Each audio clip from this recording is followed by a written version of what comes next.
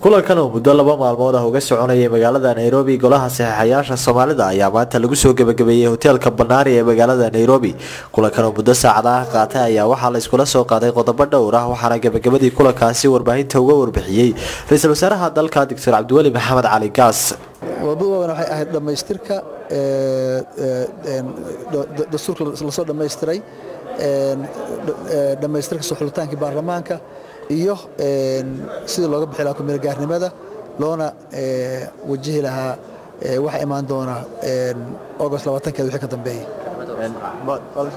wakiilka xogayaha guud ee qaramada midoobay u qaabilsan arrimaha siyaasadda Soomaaliya Ambassador Mahiga ayaa dhankiisa tilmaamay qodobadii ugu muhiimsanaa ee la iskula soo qaaday kulankan maanta.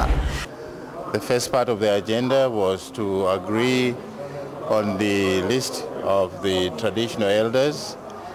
There was some dispute on the elders from the Durubahante subclan, so we resolved that issue. There is an agreement.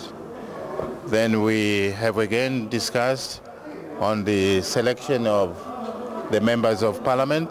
madaxweynaha dawladda federaalka kumeel gaadhka ah ee Soomaaliya mudane Sheekh Shariif Sheekh Axmed oo kamid ahaa golaha saxiixayaasha Soomaalida ayaa isagu ka qayb galay gabi ahaanba kulankan maanta waxaana jira warar sheegaya inuu khilaaf xoogan soo kala dhaxgalay golaha saxiixayaasha Soomaalida inkastoo ay qaar kamid ah mas'uuliyiinta dawladda federaalka kumeel gaadhka ah ee Soomaaliya oo wax laga weydiiyay arrinkaasi ay ku tilmaameen in madaxweynuhu uu ku maqnaa maanta hawlo shaqo.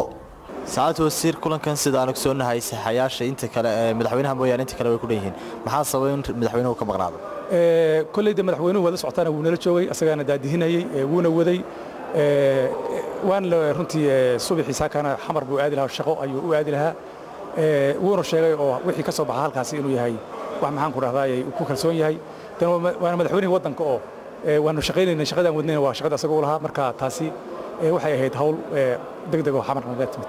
kulankan golaha saabileeda siyaasadda Soomaalida ee maanta ayaa waxa uu daba socdaa kulamo fara badan oo hore ay u yeesheen oo ay kaga wada hadlayeen sidii loo dhameystiri lahaa khariirada nabadda ama road mapka.